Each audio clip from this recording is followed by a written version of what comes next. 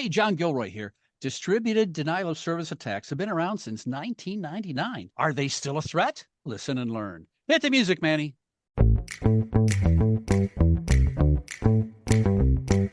Welcome to the Federal Tech Podcast, where industry leaders share insights on innovation with a focus on reducing cost and improving security for federal technology. If you like the Federal Tech Podcast, please support us by giving us a rating and review on Apple Podcast.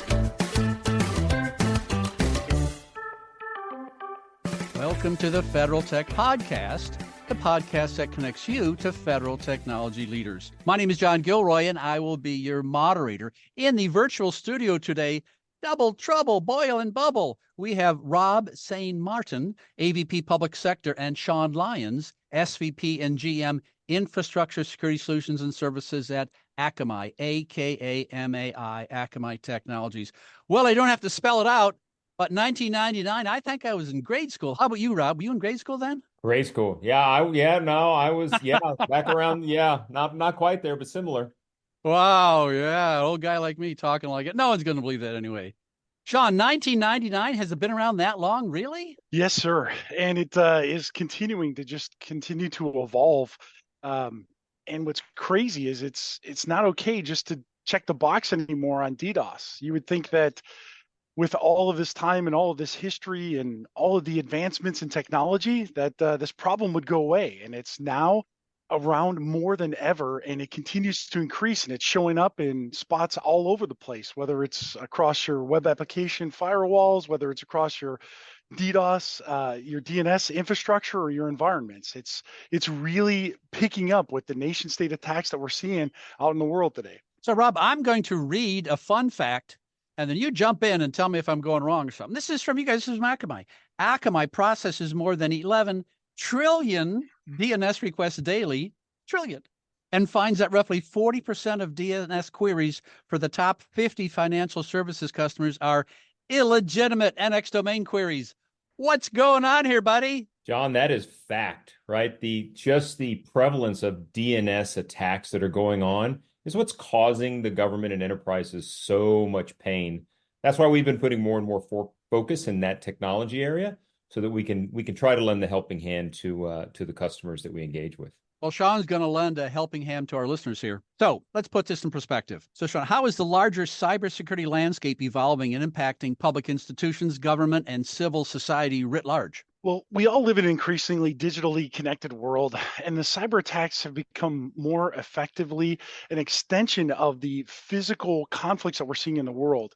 There's an index out there called the Armed Conflict Location and Event Data Project. And what they are stating is that 1 in 6 people globally have been exposed to conflict in 2024. And that's that there are more than 50 countries right now that have been categorized in the highest levels by the index in either extreme, high, or turbulent levels of conflict. This includes the ongoing wars between Russia and Ukraine, as well as what's happening in Israel and the Hamas groups in Gaza. So the point that we want to drive home here is that the days maybe of 1999 with the kids in the basement with flip-flops and hooded sweatshirts have been replaced by nation state actors, political hacktivists, and other ideologically driven groups. Then they're using cyber attacks to disable targeted countries' critical infrastructure and to also mess with our daily interactions and mental psyche. I would say that nothing is off the table. If we go back to what we see recently, not only in regards to NX domain attacks, but also with the KillNet initiatives and the fact that not traditionally critical infrastructure was taken, was a target. Critical infrastructure was the target place for some of these attacks, but we also saw that KillNet specifically opened up into the healthcare and actually went after situations where there were cancer research and actually children cancer research, if you can believe it, that the cyber terrorists were actually attacking to try to leverage DNS to take down those environments. So it's really a situation that has continued to heighten, and we've seen 60% increase year over year, quarter over quarter in these DNS attacks. So, Rob, 10 days ago, I drove up to Ohio to see the eclipse. And lo and behold, all the hotels were filled and the turnpikes are jammed. I understand that. I mean, that makes sense. Okay. But, it's 2024, Rob, and we're 25 years of DDoS attacks. I mean, so why now? I mean, is this the perfect storm? Is this a cloud, this a hybrid cloud? Or so why is this a perfect storm? It just seems to be a more attractive target in recent future. And the criticality of it, because it's at the front door of a lot of things that are going on. If they can clog up DNS or cause a problem there, everything behind it shuts down. So that's why trying to bring some presence there, move the attack or move the relief of the attack further away, or try to catch it earlier for the customers. It's the name of the game right now, right? To keep them out of trouble. So, Sean, if you go camping in Indiana and Ohio in the summer, you're plagued with these bugs called no-see-ums. And I got to get focused on this NX domain, because this NX domain is non-existent domain. But Rob, we're having troubles. I mean, Sean, we're having trouble. How can we have troubles from a non-existent domain? Is this crazy? It is. And if you think about it, what it is you mentioned earlier in our talk here about the trillions of transactions that we're seeing from a query perspective.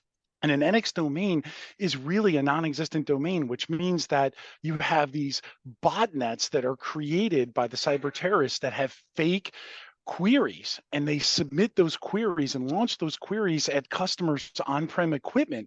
And what happens is that equipment is trying to process those illegitimate requests. And as they're processing those illegitimate requests, the CPUs on those appliances actually fail over. So all the work that, our customers have worked with their systems integrators to actually configure and install and make those systems available for DNS actually get knocked offline from a resource exhaustion. And as Rob had mentioned, when you clog that up, or in essence you lose that capability, the majority of your infrastructure stops working because it can't get out to the internet. And if you think of all of the mission that our constituents have in institution today in regards to services that reside outside of the core data center, this presents a huge problem. And that's why we've invested so much in regards to having multiple layers of defense. And we understand that it's very, very difficult, again, with the mission that our constituents have in regards to all of the other threats that they're focused on a daily basis. DNS is kind of taken for granted. It's like flipping the light switch on and expecting the light to come on. And when the light doesn't come on, there's big issues. So, Rob, let's get away from Indiana, Ohio, back down to Washington, D.C. There's this little building in the Potomac. Maybe you've seen, it's called the Pentagon. That stuff goes on there. And there's applications in that little building might be of sensitive nature, and they can't really go to the cloud for some things. They need an on-premise solution. So just give us a quick suggestion, maybe some options they have for an on-prem solution for maybe controlling some of this malicious attack. John, from an Akamai standpoint, we recently released some news articles out onto the web. We have a product, Shield 53, that when you have sensitive on-prem devices as such, where you still want to be able to take advantage of this type of protection, that's a click-to-deploy product that we now have and available that we would love to talk to people about for those circumstances. Yeah, and what I'll be doing in the show notes, I'll be putting a link to more information about that specific product, because this is an unusual town. You go to Chicago, there's all ad agencies, in New York, there's finance, and here's a lot of sensitive agencies that need on-prem solutions. But back to you, Sean. I got up this morning, I started doing my research on this topic, and in addition to these non-existent things, I came across something called DNS exfiltration. What does that mean? So in regards to DNS exfiltration, there are other aspects that cyber terrorists are taking. One is what we call a brute force attack, which is really the resource exhaustion.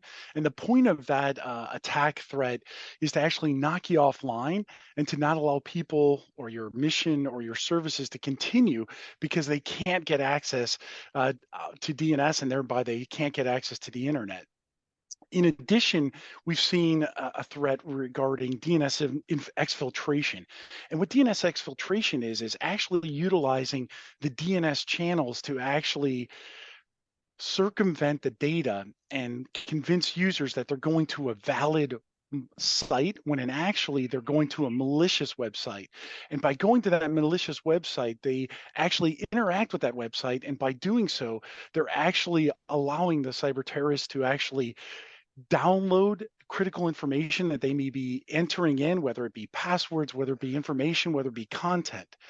And so this is a way that the cyber terrorists are able to utilize DNS to actually take data, not just knock down from a resource exhaustion perspective, but to actually remove data from those agencies and then utilize that in a malicious way. Now, wait a minute, Sean. Wait a minute here. This is not my first, rodeo here. I mean, the federal government's all kinds of compliance, and don't existing, regulations and NIST regulations, don't they protect the federal government from these kind of attacks? So again, if we look to a recent example, you could research this and take a call to action and familiarize yourself with an attack that was specific to this around cyber espionage, and it was by the Sea Turtle cyber espionage campaign. This operation actually targeted government organizations, telecommunications providers, energy companies across multiple continents. And they did exactly that. They utilized DNS and redirected customers' traffic to those malicious servers. So this is something that can happen. And again, it comes down to really partnering with your integrators and working with your internal teams to make sure that DNS isn't forgotten about and that you actually revisit your threat landscape as it relates to DNS. So, Rob, let's say someone's listening to this interview and they've been talking to different vendors about this specific problem. So I'm going to ask you to give one way. I'm going to ask Sean to give. How would you evaluate vendors in this particular area of protecting yourselves from DDoS attacks? So I think your vendor approach has to be part of your overall strategy, right? Everybody has nuances in their products and strengths and weaknesses that they have in their deployment and their execution and in their customer support, everything that you have to consider. And there's no one winner, right? If there was one winner, everybody would have the same product, and they don't. So how do the different solutions fit within what your strategy, your cyber strategy is and your DDoS strategy with investments you already have, investments you want to protect, and the direction that you want to go into? And then I think that's where you start when you're evaluating the different products and the vendors for acquisition. So, Sean, turn the tables on you too. So, if you're sitting in an agency and evaluating solutions, what kind of criteria would you look for? I would echo a lot of the same things that Rob spoke about. Number one, I would look at the investment that I have made in regards to my DNS infrastructure and find ways to complement that so that the work, the configuration, the deployment strategy could be complemented so I don't have to put a ton of resource into architectural changes. And I think the second thing I would do would be to really understand the current and the future state of my architecture and to make sure that my security posture is mapping that. And the third thing I would do is understand every aspect of the DNS umbrella. I may have a need where the use case is in the cloud.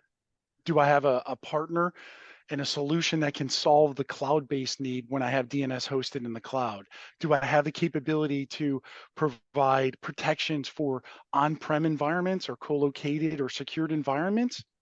And then do I have the ability to actually provide both of those comprehensive solutions, a hybrid where you can handle on-prem as well as being able to address things in the cloud and give that centralized command and control and visibility and observability across that threat landscape? I think with everything that agencies have to deal with today, and the fact that there are alerts everywhere and they have alert fatigue and they have audit fatigue, we need to make sure that the solution is simple and that when there is a threat, you can take a positive security model approach against it so that the positive security model allows you to mitigate that attack without having to get the humans involved. And I think that those are really the cornerstone of how you would actually look at providing threat protection in your DNS environment. So, Rob, I was downtown last week and I went and got a coffee, and there was a young lady behind the counter. She had a NASA t-shirt on. NASA is really a trending thing. The satellite stuff is real popular.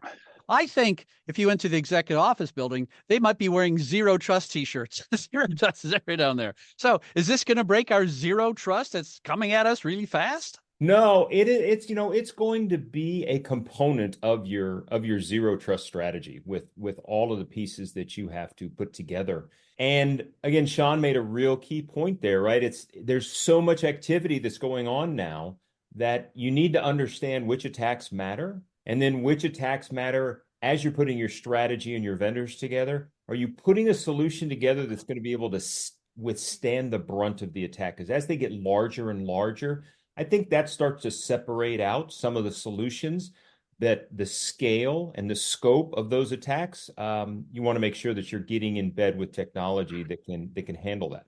Okay, Sean, put your commercial hat on here. So you waltz into a bank in Chicago and you're talking about DNS attacks and all these numbers and everything else. And they say, well, hey, big guy, show me the money. What's the ROI on this? And so from a commercial perspective, I mean, so the ROI on protecting your DNS, is it there? Or is that just something fanciful? Oh, it's absolutely there. And again, to quantify that would be based on each individual customer environment. But if you think about a financial services institution walking into a bank in Chicago, depending on the trillions of assets that they're trading, on a given hour, those systems are not available if DNS is down. So impact on that is huge. It could be impact on mission. Think about lack of communication from a satellite in regards to a drone. Think of the lack of connectivity or communication in regards to rubber-tired vehicles in a combat forward position. The criticality of making sure that those endpoint devices, wearable technology, tracking mechanisms, GPS locations are available at all time. So not just monetarily, but also mission related as well. It is the dial tone of the internet. If you lose it, there's no way to connect. Rob, I began this interview with kind of facetious reference to 1999, everything else. But back in 1999, it was a pretty innocuous world. People come up with these Nigerian scams and people would be bragging about what they did.